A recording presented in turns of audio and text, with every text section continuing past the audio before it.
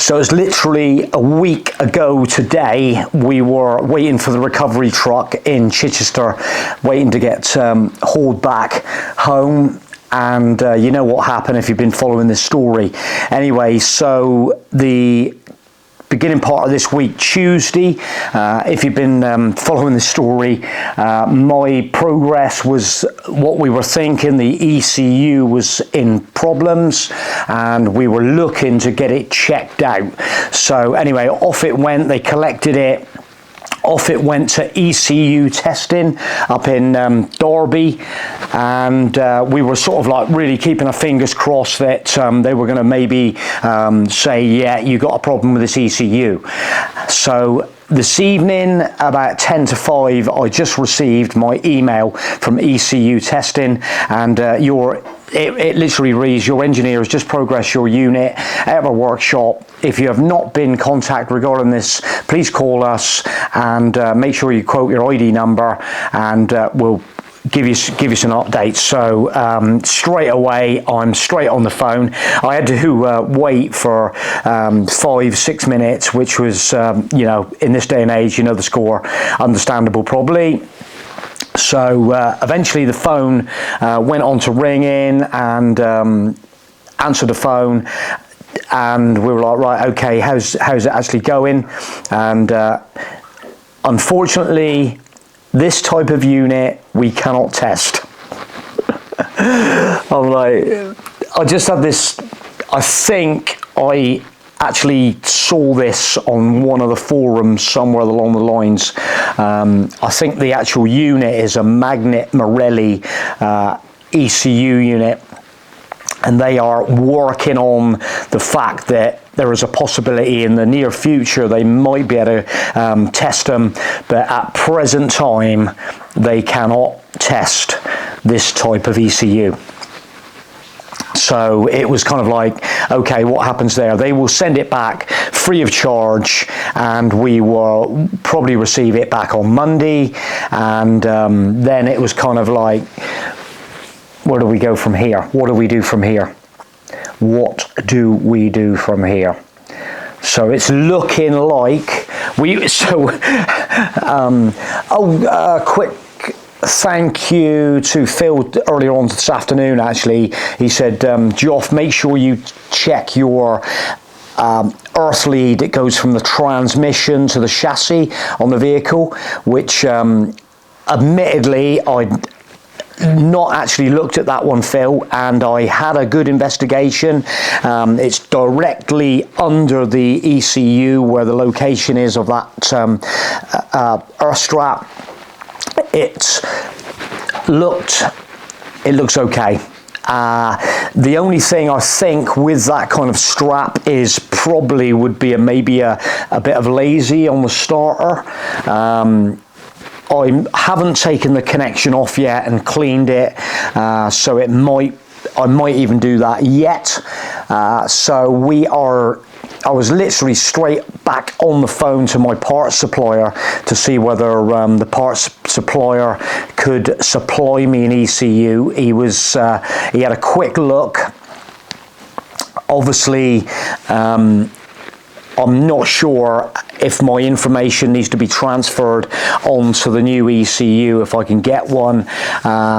We're sort of scratching our heads a little bit now whether to actually abandon the whole operation and try and make an appointment with Fiat and go down that road. We're just you know, we've been kind of like just trying to eliminate each little item. It's going to be 2 to 3 weeks to get an appointment with Fiat, my local Fiat dealer.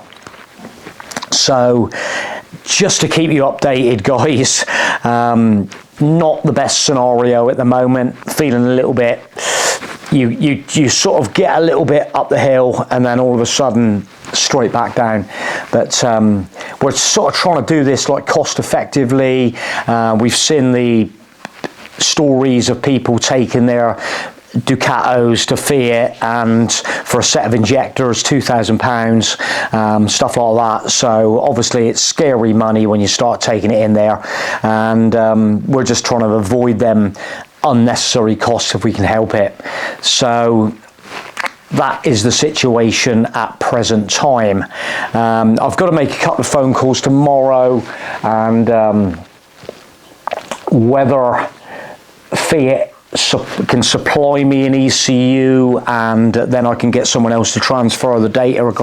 I'm not sure yet. I'll probably speaking to them tomorrow, and there's another company I want to try and get out of as well that may be able to help me. But as soon as I know any more, we will actually let you know on the situation. And it's just one of them. I just can't believe that like a week later and we're still kind of almost scratching our heads. We still haven't got right to the bottom. We you know, the diagnosis was pointing to the ECU. It's still looking like possibly it's the ECU that's going to give us issues. So anybody else had an issue with an ECU on a FIAT Ducato? Leave us a comment. We're getting lots of comments in. I've just had another guy message me in about an OBD reader. I think if you're watching this video, you saw that OBD reader that I got. Pretty straightforward, just plugs in, you can carry it with you. Obviously it points you in the direction of some of them faults. It sort of pointed us in this direction, and so that is the state of play at the moment. Yeah, it's one of them. Me and Caroline have been like talking about the situation where, you know, we managed to get home, and you know, it would have been a whole new ball game if we were obviously in Europe. Although, yes, I'm not going to lie, that caravan guard would have probably done the relay back from Europe. We've got European cover, so eventually we would have probably got back to the UK, probably with a lot of transfers, I expect. But again, anybody, and we've been inundated with people saying we broke down here, we broke down there, we had to leave our motorhome in France, it followed us, we had to abandon it in France, we had to get back, and the motorhome followed us 3 weeks later before we even commenced the repairs on it. So there's loads of horror stories out there, which, yeah, it's absolutely yeah, this situation, we've just been we just wasn't expecting this situation to occur with maybe a 5-year-old motorhome. It's definitely one that but saying that, someone commented with their 2,000 miles on their Burstner, and it's been in and out of FIAT, so there's all sorts of stuff going on. If you've got trouble, leave us a comment on this video, give us some hope. Yeah, so we're a little bit down the bottom again at the moment, so we'll see what maps out. Thanks for watching the video, and hopefully there might be some better news on the horizon soon. Thanks for watching.